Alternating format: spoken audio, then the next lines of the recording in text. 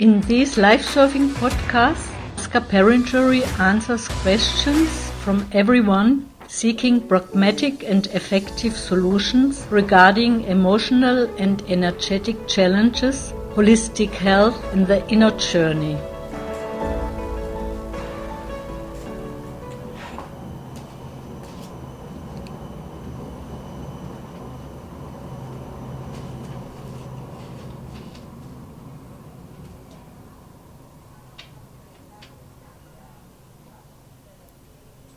Any questions in anyone who is present here or participating from elsewhere?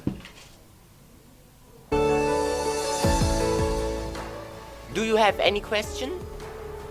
Questions can be asked over Spotify or can be sent as voice message over the podcast webpage.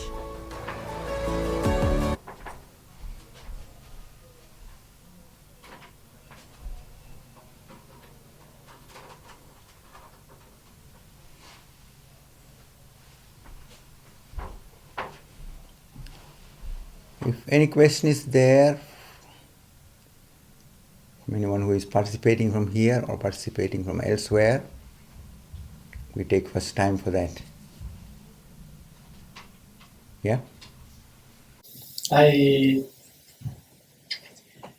facing a difficult schedule at the moment.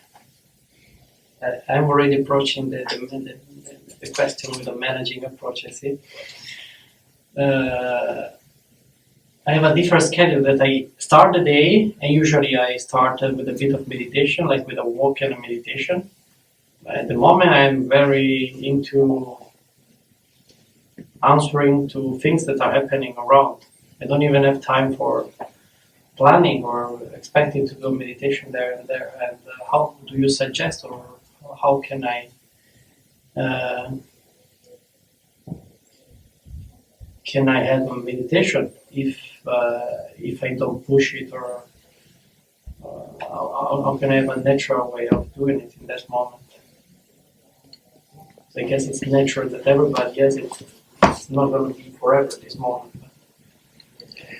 It's good to understand the sense behind taking time and from your own experience come into further conclusions.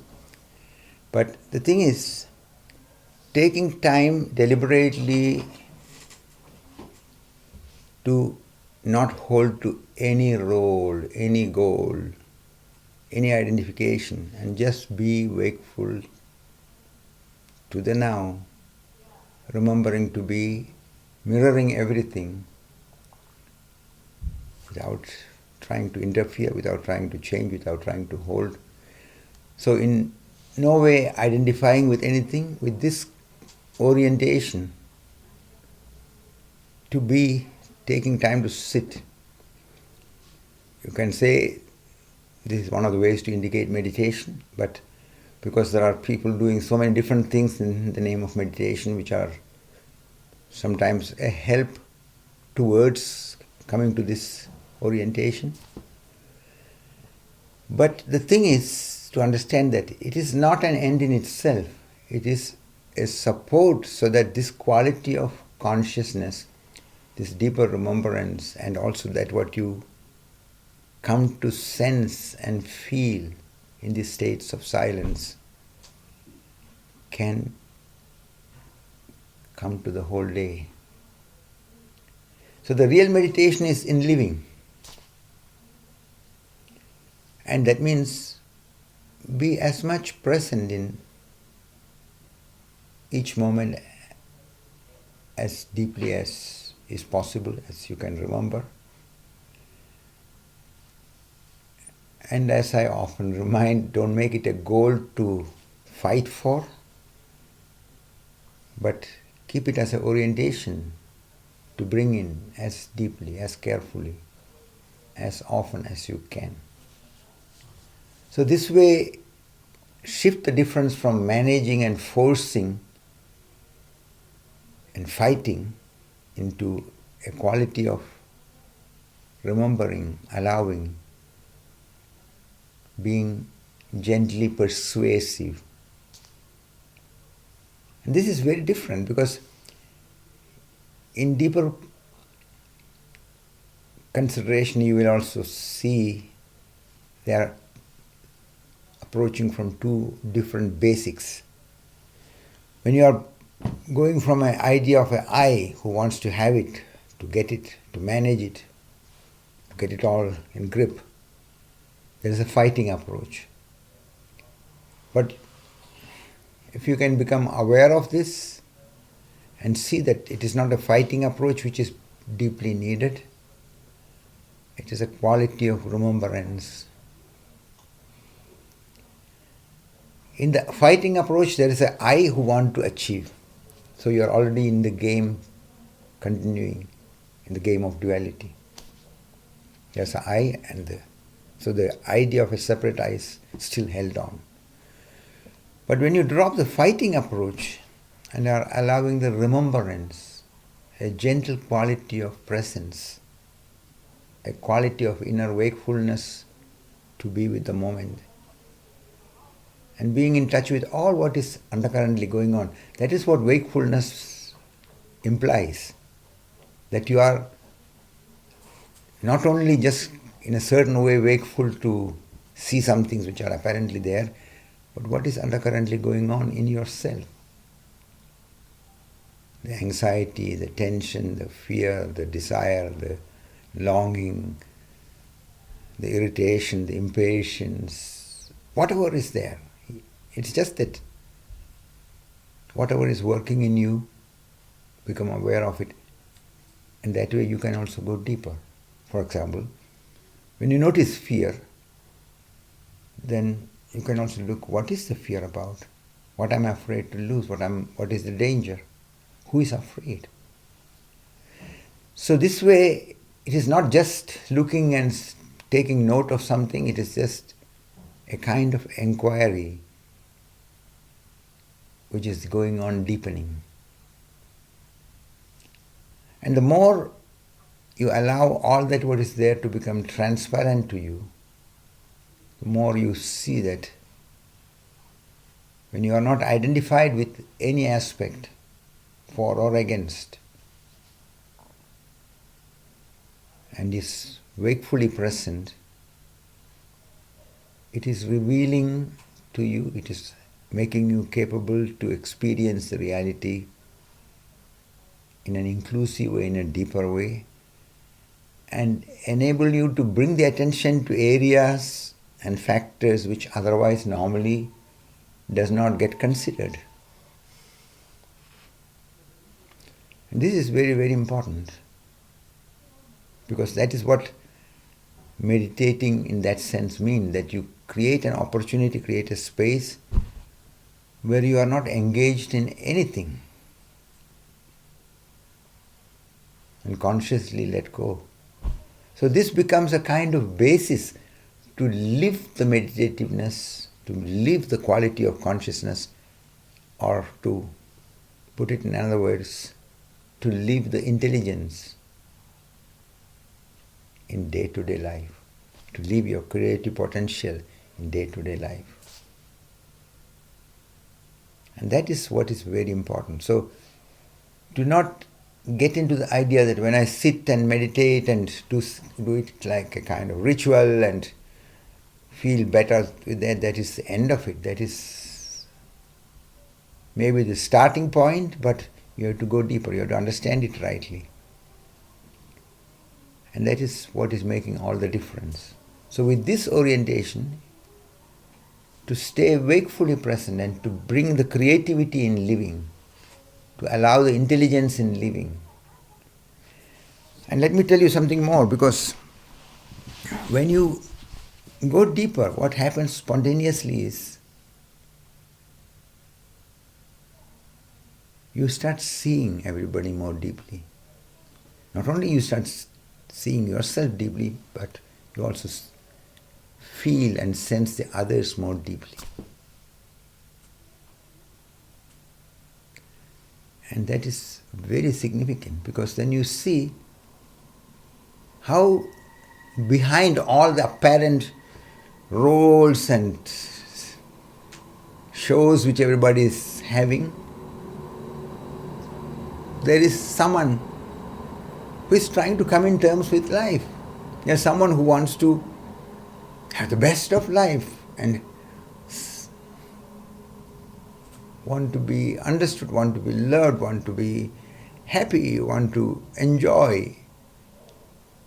And once you see, and that is what happens, because when you are not judging anybody and just looking, spontaneously there's a quality of sympathy, a quality of compassion, a quality of lovingness. And then you see the fragility also of everybody, how vulnerable everybody is. Everybody's in their dreams. And some who have become a little bit aware can relax, can go deeper and can take things differently. But without that awareness and without the distance to this identification and the roles, they are trapped in a certain sense. And later, when they start suffering from it, then they start considering, what is all this? Because when you go on blindly with the unconscious roles and identifications, following these conditionings, sooner or later a point will come where you see that it doesn't work, that when you just go blindly like that, you lose the orientation, you lose the perspective. You see that something more is there. What is life? What is the sense? Because the senselessness of the blind going starts becoming more visible. And that is where you can see many people take different turns. Some starts questioning, and they start reading or looking for some kind of support in different ways. Many think it is a kind of problem that one should have everything in control, and when it's not in control, it's all senseless, and starts putting themselves down and starts resignating. And they start feeling hopeless, helpless, depressed. And then naturally the general tendency is to, so to speak, advise to each other, go to the doctor, treat your depression. And people start very often in these kind of situations get into medication. And those who are not taking this track, they go into alcohol, drugs, and they get easily entangled in that because they are trying to cover up something, they are trying to suppress something, and trying to somehow manage the image, manage the role, manage this idea of being normal. And some try to engage themselves with this and that, so that this feeling of emptiness and loneliness and senselessness is pushed down and suppressed, but it is there undercurrently working. They try to make themselves very busy with this activity and that activity, and they seek recognition from the outside. And when they don't get the recognition, then they are also very upset, very angry, very bitter, very disappointed. But very often people go into this kind of reactions which are automatically coming up as a way to avoid the confrontation with the reality. And very few seek deeper consideration, start inquiring earnestly, take the help of those who have deeper understanding of the reality. But these are a very small percentage of people. The majority want to just fit with the normal role and identification and continue the same kind of approach without considering carefully that it is the misunderstanding in the approach itself which is causing their suffering. It is the misunderstanding about themselves and the reality which has to be brought into questioning. So it is not easy. Therefore, recognize that meditating is not escape. Meditating is not just to avoid the confrontation.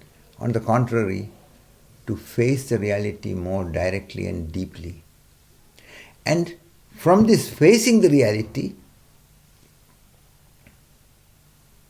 when you start answering to the situations, allowing your intelligence, sometimes you have no answer, sometimes you don't know what to do, sometimes you have to wait, sometimes you have to try some things and then see what is sensible, what is intelligent, what is the common sense showing. So this way it is moving into an uncertain space, and many are not ready to allow this space of uncertainty. They want to have control, they want to have clear answers, they want to have everything fixed. But the I from which they want to control and have it all in the grip and force a certain kind of reaction, it is a misunderstanding.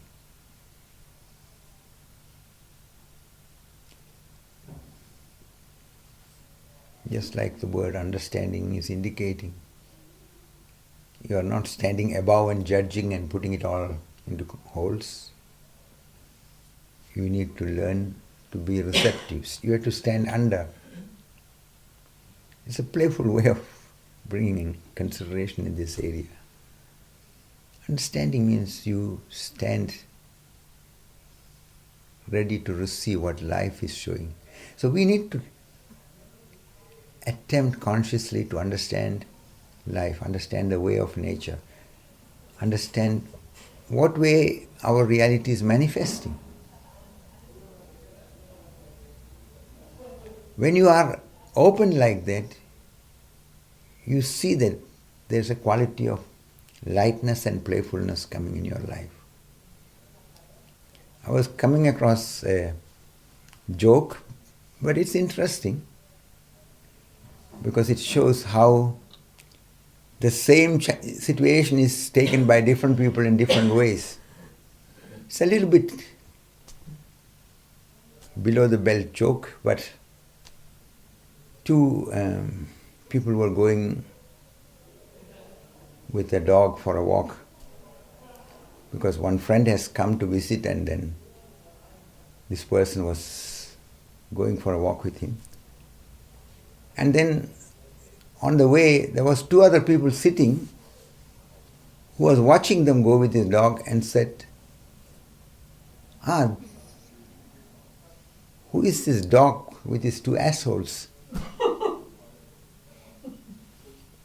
Then one of them was very irritated, angry. He would have really jumped on them and gone. But the other the visitor was taking it very differently. He looked at the back of the dog and said, "Oh, no, it has only one." And told these people, "Look, maybe you need to go to the opticians. You need to go to the eye doctor because your eyes are not seeing well. You're seeing two where there's only one. So be careful." It's a very different way of perceiving because when you are identified, when you are caught in an image, somebody calling you an asshole, you take very hard and you want to fight and you want to show that you are not that kind of a person. But the other person who was not in that role, just a visitor, and maybe he had a sense of humor, maybe he could see through the things, maybe not.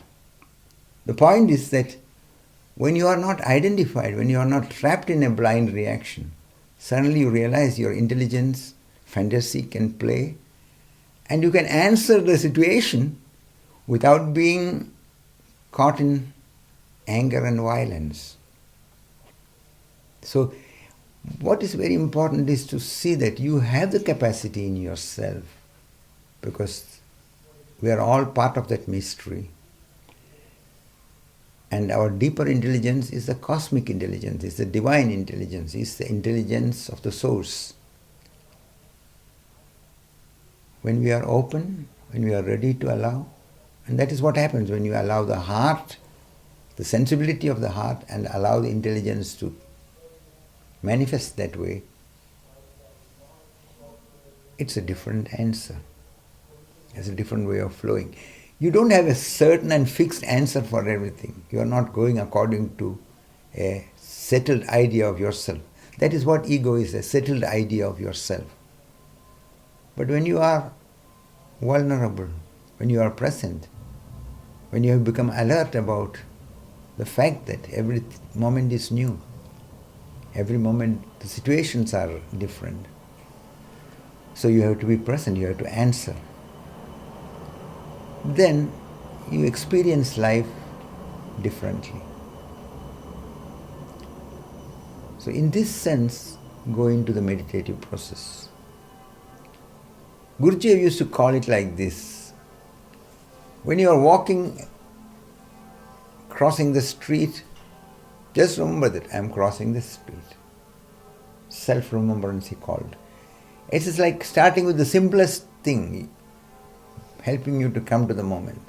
When you are drinking a cup of tea, notice, I am drinking a cup of tea. And then, of course, you can go deeper. What are the things? What are the undercurrent factors working? So Buddha used to call this kind of awareness process in different layers. One is Kayanupasana, which means awareness of the body. And the second thing is Chittanupasana, awareness of the mind process, of the thoughts and factors which are connected and the calculations. And then the third is Samvedana Upasana. It means awareness of the feelings and the sensations and the deeper factors which are working. So when you start bringing awareness in the living process and go not in a fighting way, but have it as an orientation and be inwardly as determined, as committed to this orientation, then it becomes a deepening process. And sitting will be very good. Whatever way the sitting goes, then you will also see how helpful the time you take just to be without being anybody in particular. How just taking an hour a day, it becomes so nourishing, so valuable, so supportive for the whole developments in the day. But the meditativeness has to come in the day, in the living, in moment to moment way of answering to this interplay of life which is happening within and without.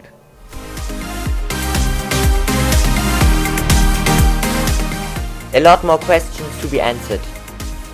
Right after this, you are listening to the Live Surfing Podcast on Spotify.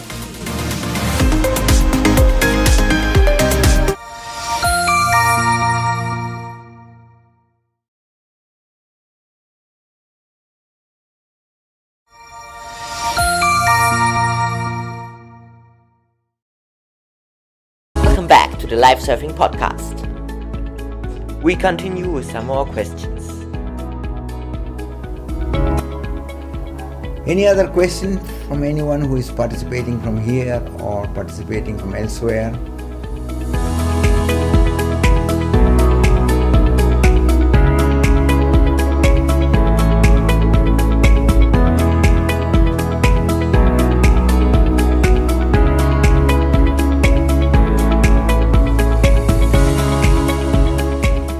So if no questions are there,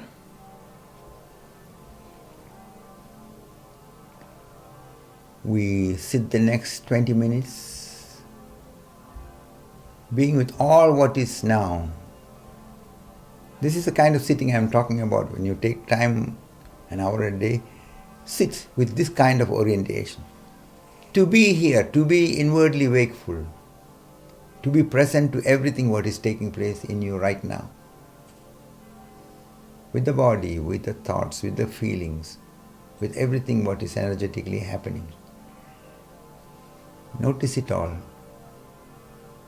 and allow yourself to deepen your awareness. Don't be limited by labeling things. Notice all what is apparent and also what is undercurrently going on. With this awareness, with closed eyes, we sit the next 20 minutes.